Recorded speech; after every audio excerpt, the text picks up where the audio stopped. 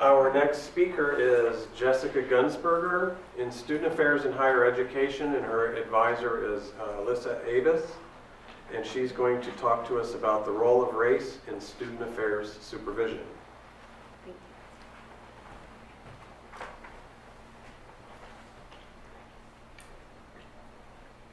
Take a moment and think about your supervisor and the impact they have on you. Do they inspire you to work harder, to try new things? Or maybe you avoid them. Perhaps they're the most stressful part of your job. Research shows that your direct supervisor has one of the most significant effects on your day-to-day work life. They can make or break the work experience. Good supervision leads to increased employee retention, satisfaction, and productivity. When individuals are getting good supervision, they're at their best, which means that their organizations benefit as well. Now, there are all kinds of factors that influence whether a supervision relationship is a good one.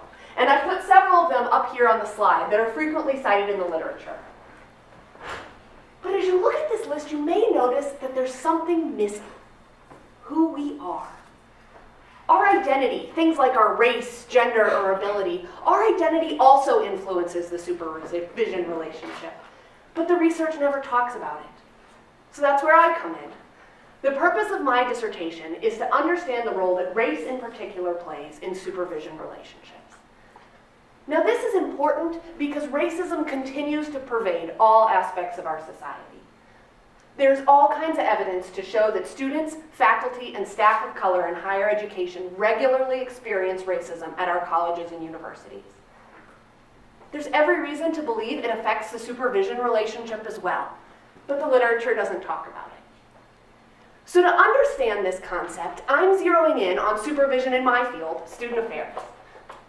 In this qualitative study, I use a narrative methodology, focusing on the stories of participants through over 30 in-depth interviews.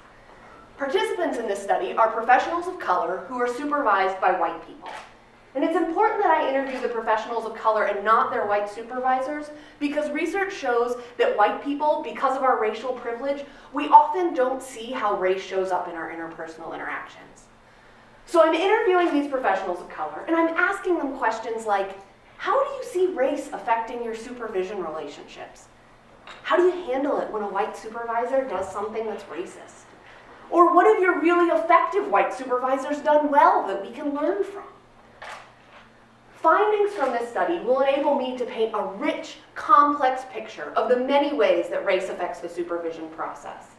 And this not only means that we're going to learn more about this concept that we don't talk about, but we are going to have tangible ways to make supervision more inclusive and socially just, so we can create environments where every person in higher education has the opportunity to be at their best.